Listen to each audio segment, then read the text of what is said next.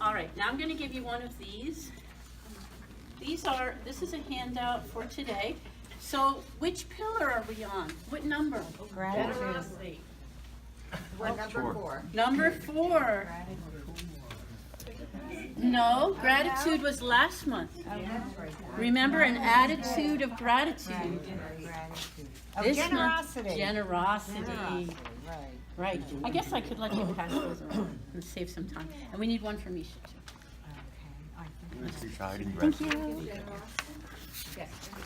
I can't believe it's water. It's like really crazy. I thought you were going to swim to myself. I just don't want to. All right. So today we're going to talk about generosity, and you'll notice that as we relate it to one another, they're almost like links in a chain. And generosity and gratitude are really connected to each other. Okay? It's easy because the G's, right? Remember the first 2 pillars? What did they start with? H. What was the first one? Humility. And the second one was? Humor. Okay, good job. And now we have 2 G's. We had gratitude and we have generosity. Remember, humility and humor were very connected. You can tell by the word itself that they have the same root, right? And now, gratitude and generosity, they're also really connected. So we're going to talk a little about that. I like to think of gratitude as giving birth to generosity. Okay? Remember, we talked about that attitude of gratitude, recognizing everything that we have and everything that we are as a generous gift of God. Right? That's like a way of being in the world, that attitude of gratitude, right? And when we have this attitude of gratitude, it gives us joy. It makes us happy. Why does it make us happy when we have an attitude of gratitude? When we're seeing everything that we have and are as a gift from God? Why does that make us happy? How does it make us feel when we feel like we have all these blessings? Feel good. What? Feel good. Feel good. You feel good. You feel taken care of. You feel provided for by God. You feel loved, right? So that's gratitude. You feel thankful, right? And so generosity takes gratitude to the next level. It takes it to the next level because it answers the question, where do I go from here? So here I am with all these gifts and blessings. Where do I go from here? From gratitude to generosity. Okay? So when we're aware of our blessings, when we're aware of the gift of God to us, there's a couple of options to how we can respond. One of them is we can hold on tight to everything that we have and everything that we are. We can circle the wagons, around our blessings. We can shut others out so that we have more for ourselves. Maybe myself, my immediate family, my chosen friends, let's say. Okay? So that's one response to the gift of God to us. And you remember one time we talked about the difference, or let's say that response is like being a cul-de-sac. You remember? C-U-L-D-U-S-A-C. Cul-de-sac. Like when you're going down the street and then there's the end of the street and it's like a circular end of the street. And so when we have that attitude, that's not, huh? You go nowhere. You go nowhere. Our gifts and blessings just keep spinning around, right? Okay. So that's one option. The other option to a realization of how much we are blessed, you could say, is the opposite of that. That we hold all we have and all we are, not in clenched fists, but in open hands. Right? Because we recognize everything as a gift to be shared. Yes, Lee? Everything to be shared. And we recognize that this is what gives God pleasure. That just as he delights in pouring blessings on us, he delights in seeing us, not as a cul-de-sac, but as a conduit. What's a conduit? It's a pipe, and it's open, and those blessings can flow through freely. That's how we want to be. Not a cul-de-sac, we want to be a conduit. So that the blessings of God flow through us to others. Can you imagine that image? Okay? So, we have sung a song together before, and I would like to do it again with you tonight as we begin our reflection on generosity, and it's called Open Mind, Open Heart. Do you remember that song? Yeah. So maybe you could put anything down that's in your hands, but don't lay them in the water. All right? And we'll go over the words together. And we are going to stand up after we go over the words, so you may want to set things down beside you, up to you. All right, so open mind, say it. Open mind. Open heart. Open heart. Open hands. Open hands. To reach out and take a hand. Good. Free to know. Free to love. Free to serve. Take the hands. Serve. And free to soar to God. You lift each other's hands up. And no soaring to God alone. That's the whole idea. All right, so let's try it again. Open mind, open heart, open hands to reach out and take a hand. Free to know, free to love, free to serve, and free to soar to God. Okay, do you want to sing this with me sitting, or do you want to stand up? Up to you. A little exercise. Oh, you want to sit? Okay. All right, we can do it. All right, so, are you ready? Open mind. Are you poised for action? Yes. Open mind, open heart, open hands to reach out and take up. No soaring yet. Free to know, free to know, free to love, free to serve, and free to soar to God. That's wonderful. Okay? Open mind. Think about it.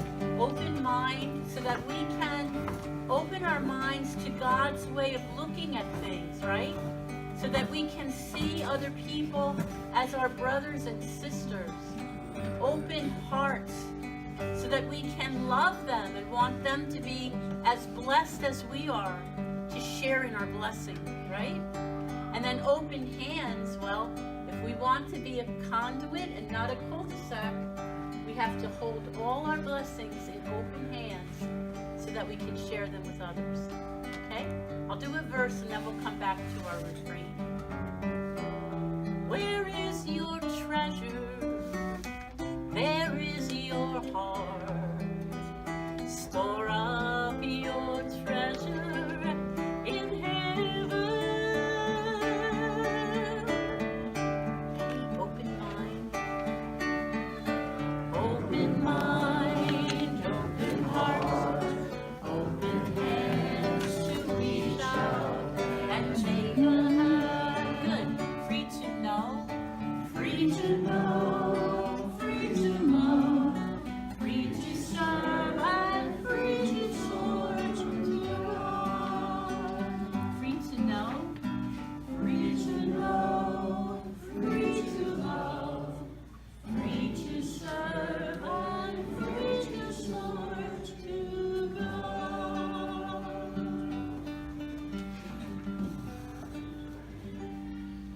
Beautiful. Good job. That's one of the first songs I did with you here. Remember? And every time I come, Father Joe say, do that open mind, open heart one. Yeah. And then you could. Yes. So, do you remember last month when we were doing gratitude, when we were doing gratitude, you made a list of blessings and gifts that you were grateful for. You remember that? Yes. And you wrote a card. One person sent it to me. That was so sweet, I couldn't believe it. And others of you wrote them to God or to somebody that you love, like your mother or that's in heaven, right? Well, I took your cards and I put them on the altar in our chapel at St. Joseph's Dwelling Place, and they stayed there through Thanksgiving. And then I burnt them in the fireplace so that they could whoop, wherever you wanted them to go. So they could soar to God. So they could soar to God, right, Lisa? So, this month, what I'd like to do with you in terms of generosity is we're going to now, since we looked at the blessings we were most grateful for, now we're going to look at and ask ourselves, how can we share those blessings better with others? Because that's the whole idea of gratitude giving birth to generosity. Okay? So, like some of you said family. You were really grateful for family. Well, how can you share your family with others? Well, not so much that as what is it about family that is so special, that is such a blessing? Love connection. Love, right? The love, the companionship, right? The being, the belonging, Time together. the time together. These things we can share with others. Compassion. These things we can share with others who don't have that right now. For whatever reason. Maybe loved ones have passed away and gone before them. Maybe they're an only child. Maybe, I know one woman who's the youngest of 12 children. She took care of every one of them till they passed. And now there she is. You know, there's just so many situations. Maybe they're immigrants. Maybe they're homeless people. Maybe, oh my God, if we start sharing that blessing of family with those who are not our immediate family, this is when gratitude becomes generosity. Okay? Some of you said faith. You were so grateful for your faith. Well, what's at the heart of faith, right? It's belief, believing, and what else your faith gives you? Trust, hope. Excellent. Okay? These are things we can share, huh? How do we share our beliefs? Well, somebody tells us they're having a hard time or they're really sick. I'll say a prayer for them. I'll say a prayer for you, and I have this oil of St. Joseph. I brought it over with me tonight. At the end, if anybody wants a blessing, I'll be happy to bless you. Pray for whatever you need. Simple ways that we can share our belief and our hope that comes from that gift that we have of faith.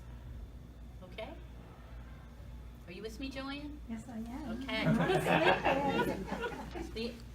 Some of you said you were grateful for your job or your financial, maybe you're able to pay your taxes. Thank God for that. It's a monthly miracle at our house. Well, we don't pay taxes, but that mortgage, oh my God. Monthly miracle. So the job is, the blessing of the job means what? Stability, security, right? Financial means to meet your obligations. There's a lot of people who don't have a job right now, and they need that stuff. Maybe you can't give them a job, or maybe you can. I remember giving a talk like this once, and this man said, he let me know that he went out and he hired somebody. I thought, oh my God, that's really good. That's like, you can give a man a fish, or you can teach him to fish, right? That's really great. But in any case, people who are out of work, we can pray for them to find work, but we can also be aware of them, because that is scary, isn't it? Anybody who's been there knows how scary that can be. How about personal giftedness? Like you might not think about that about yourself, I don't know, but you guys can really cook. Holy mackerel, and you can bake. And I know you use those gifts for the parish. I mean, Father tells me all the time. How many of those golem keys did they make for the? 5,000. 5,000? Oh, pierogi. Pierogi, sorry, pierogi. Gołąbki, We don't know. about 1,000 of them probably. That's crazy. That's like the miracle of the loaves and the fishes, except you make them all. Started as one. So your talents, your skills, but you know those other gifts you have, like your good sense of humor, your laughter, like we talked about the second week. These are such precious gifts. I love when you're all starting to gather here, and then I start hearing little pockets of laughter, and it's just terrific. And it's a blessing that you share. Some of you wrote poems when you were writing down the things that you were most grateful for. And your home is what to you? It gives you shelter, right? It gives you, what else? Security. Okay. So what's at the essence of that home is the ability to offer hospitality. When gratitude gives birth to generosity, the gift of home gives birth to hospitality. Right? That's hard. Welcoming people into your space. Oh boy. And then a lot of you wrote health, such as it is, in varying degrees of good. But we're very grateful for the good part, right? And when we have strength, when we have energy, when we feel stamina, to whatever degree, these become the gifts that we can share. Okay? So I'm just getting you started with these ideas. And I'm hoping that this month, because I know you all work on this every day of the month when I'm not here, right? I know you do. You think about it, you write notes, you get ready for the next session, right? Oh yes, I know. And so I want you to think about, and talk to our Lord. How would you like me to take my gratitude to the next level, which is to excel in generosity? Okay? So we're going to sing a song. It's on your handout, All That I Am. Do you know that song? That's an old song. It's an old one. It's not even in the hymn book anymore. I had to just remember the words. So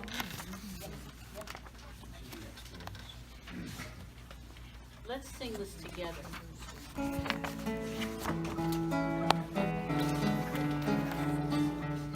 It's pretty repetitive, so if you don't know it, you'll know it very soon. You can join it. You'll know it, you'll know it.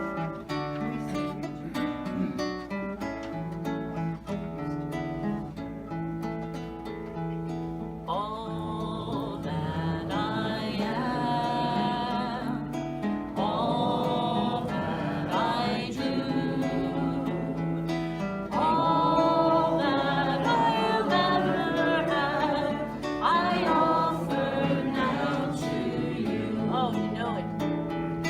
All that I dream, all that I pray, all that I'll ever make, I give to you today. Take and sanctify these gifts for your honor, Lord, knowing that I love and serve you is enough reward. All that I am, all that I do, all that I'll ever have, I offer now to you. So I want you to think about generosity, that it explodes the joy of gratitude, and it releases loving energy into the world. And we could use some of that, huh?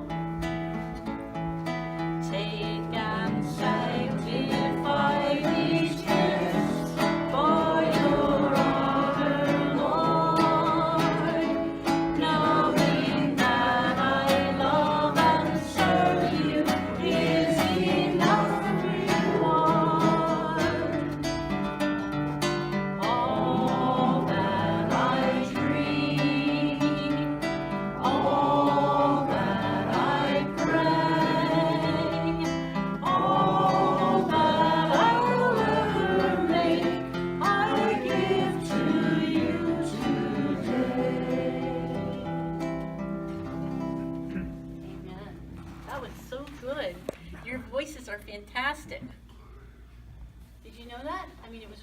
sound nice? Yes. Was it just me that I thought that?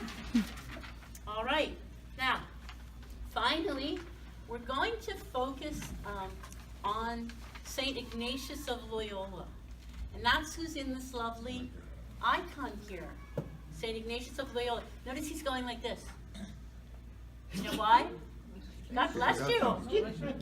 Yes, it's true. Yes, it is. It's true.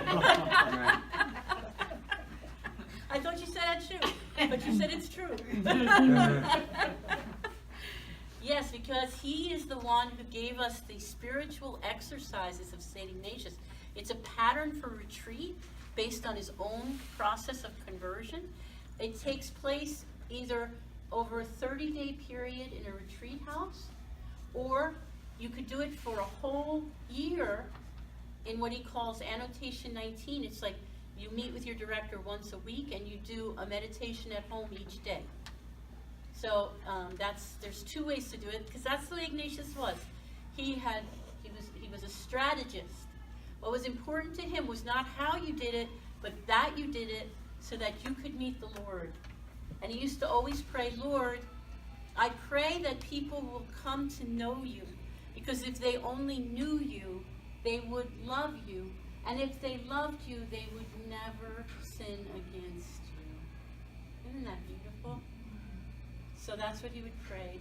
Lord, let people come to know you. So the spiritual exercises, the little retreat that he came up with, has been used over all these generations for people to get to know God better, so that they can love God more, so that they can turn away from sin. Beautiful. Okay, well, St. Ignatius was a 16th century saint, so it was in the 1500s. Actually, he was born at the very end of the 1400s, and then he lived most of his life in the 1500s. And when Pope Gregory XV canonized Ignatius, he said that Ignatius exemplified generosity. That the Pope said that Ignatius had such a generous heart, that his heart was large enough to embrace the whole world. Beautiful. So the thing about Ignatius that's so great, though, is he started out his life, the first 3 decades of his life, were anything but that. He was self-centered, he was vain, he was in pursuit of sensual pleasure and worldly fame. How do we know that? Because Ignatius wrote an autobiography and told us himself. That's the way he spent the first half of his life. That's all he was interested in. So he wanted God's gifts, right? And he just wanted to circle those wagons and be a nice, happy cul-de-sac. God had other plans for him. So at one point he was in a battle, and he was with the other Spaniards fighting the French, and he got hit by a cannonball, shattered one leg, hurt the other leg. They carried him home to Loyola, and he was close to death. And in his many months of recuperation, there weren't a lot of books to read, and he was dying to read a book. So they brought him the only 2 books in the house. Do you know what they were? Bible. Well, they didn't have a Bible. The Life of Christ and the Lives of the Saints. That was it. But, he was desperate, so he read them. And he read them over and over and over again until he started to ask himself, I wonder what would happen if I did the things that St. Francis did for God. If I gave myself to God like this saint, like St. Dominic. All right? He started to imagine that, and it really made him want to do that. So by the time he was able to leave that upper room in Loyola, he was a changed person. And so, I thought somebody had something. So, he really wanted to imitate the generosity of the saints, but it didn't come to him easily. In fact, it was hard for him because it was against all his natural inclinations and all he had been doing for so long. So, on your handout, there's a beautiful prayer that he wrote, a prayer for generosity.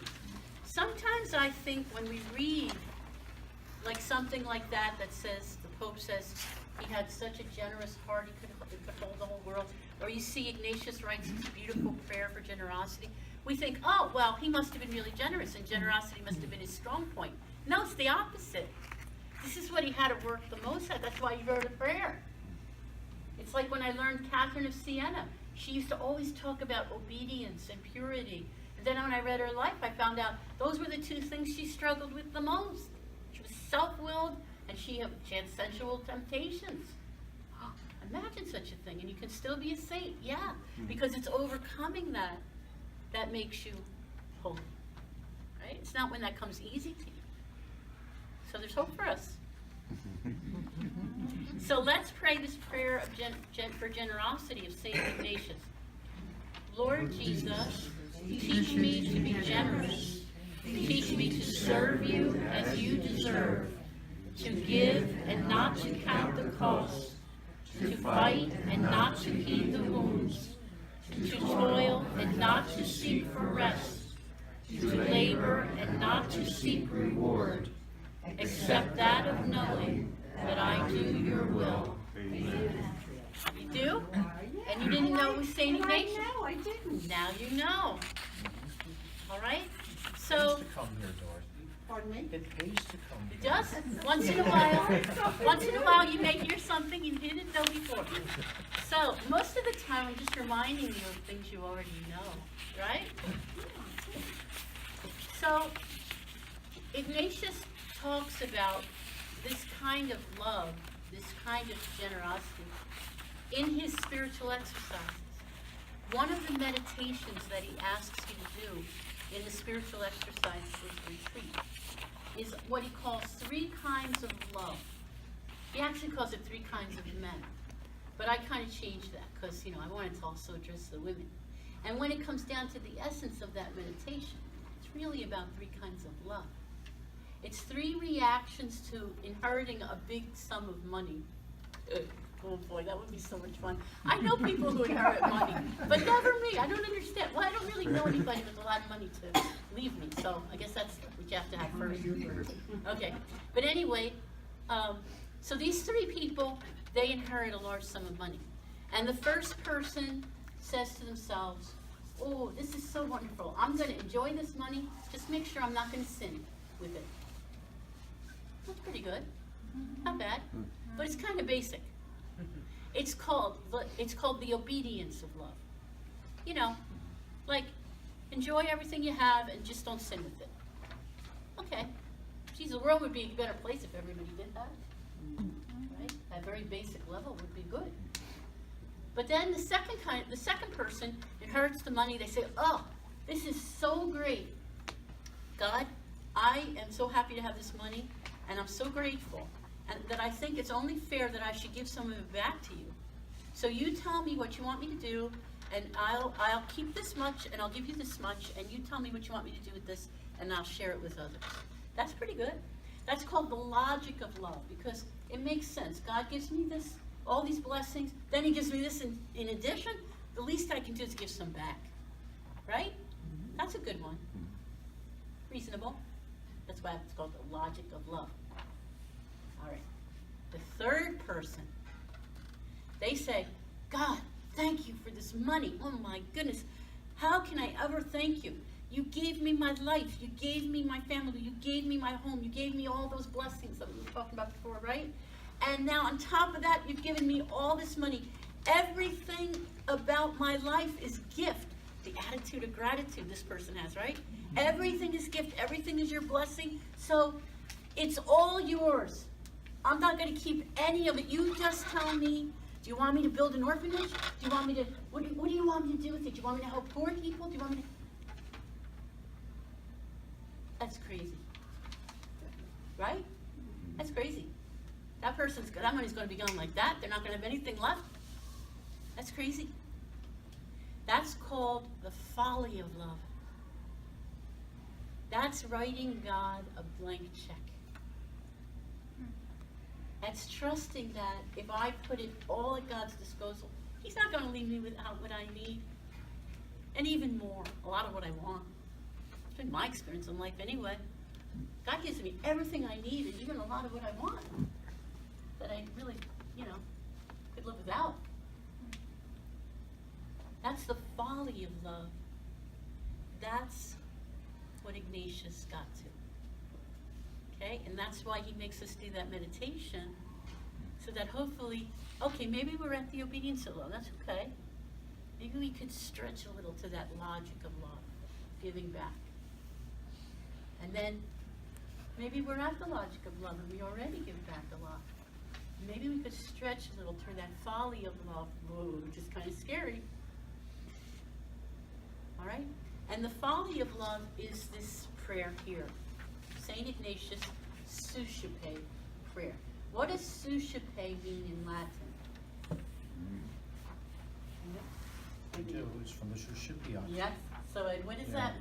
Where is that in the Mass? It's the prayer we say after I wash my hands. Yes, it's the Pray, prayer. my brothers and sisters, that this our sacrifice will be acceptable to God, the Almighty Father. So you see? And then you say, may the Lord Accept the receive. sacrifice at your hands for the sake of the glory of his name. And receive, may the Lord receive. Suscipe that's what that means. It's a prayer of offering. And a lot of the saints have written a prayer that came after their death to be known as their Suscipe. Catherine Macaulay has one. And I think this idea is that the person is really giving God everything. And so I'm going to end our evening together with this, which has been set to music. So this is St. Ignatius' Suscipe prayer, and in the musical setting it's by one of his sons, one of his Jesuit sons, John Foley, right? Who's a contemporary Jesuit. And he set this to music. So I don't know if you know this one, but it's okay.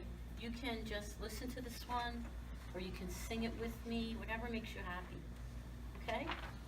I used this song at my first Mass. Oh, what a good one, Father It Joe. was my offertory hymn. Oh, it's perfect.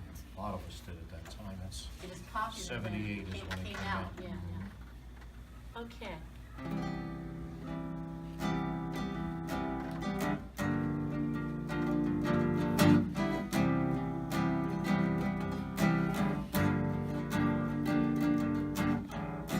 Take, Lord, receive all my liberty, my memory, understanding, my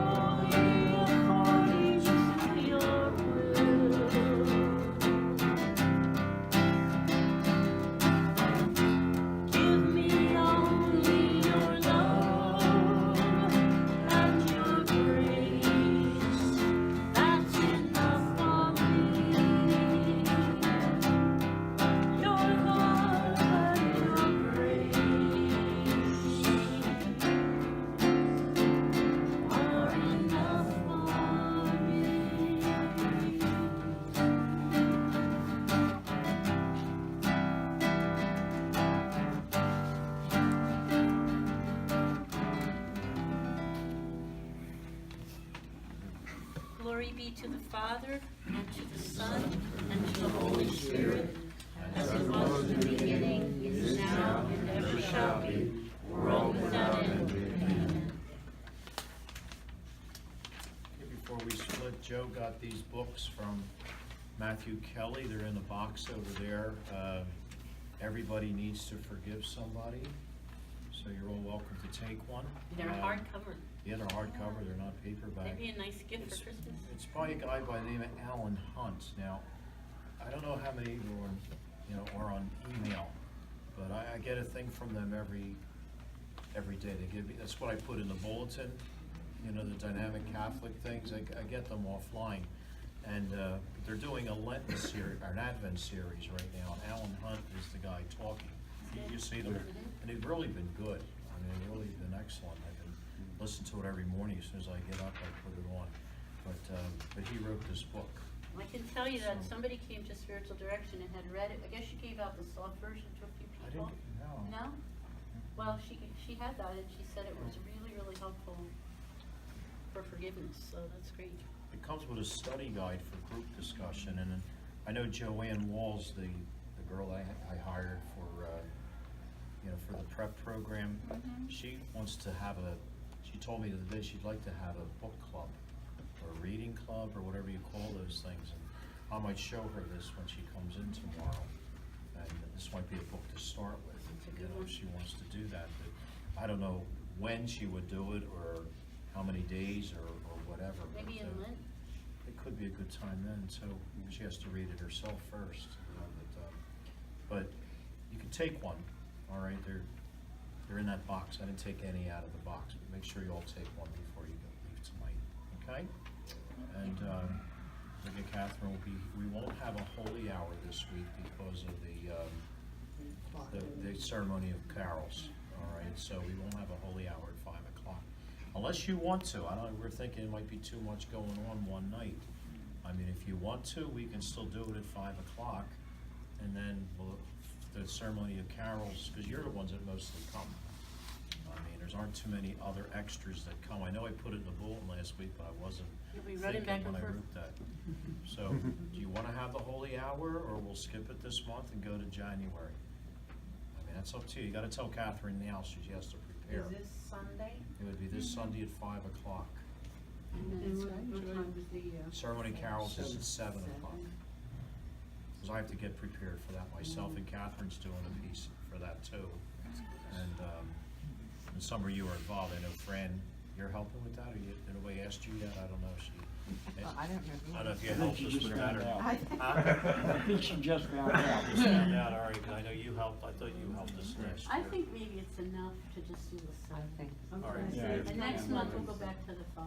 Okay, all right, Because I think going back and forth and dinner and everything yeah, all on right. Sunday. All right, then we won't have the holy hour, okay? So that was one thing I wanted to mention to you. And if anybody would like a blessing with the St. Joseph's oil, you can come up before you leave, and I'd be happy to pray with you. I had St. Anne's oil today, and I have St. Joseph's too. I think they got along. She was his mother-in-law, I don't know, maybe It's not. St. Anne's Day, and I use her holy Good. oil all over me. Good. All Okay, right. thank you so much for coming. All right, I didn't bless them yet. Oh, yeah. Lord, we thank you for this evening. We thank you for the prayers that we've offered to you in gratitude. And we ask you to bless us not only this week, but on our coming days of Advent that lead us to Christmas and the birth of your Son.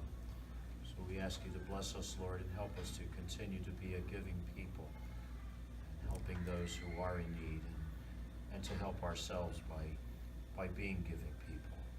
That we can realize the gifts that we have and the gifts that we are meant to share with others. The Lord be with you. And with your spirit. May the blessing of Almighty God, the Father, the Son, and the Holy Spirit descend upon all of us and remain with us forever. Amen. Let us go in peace. Thanks.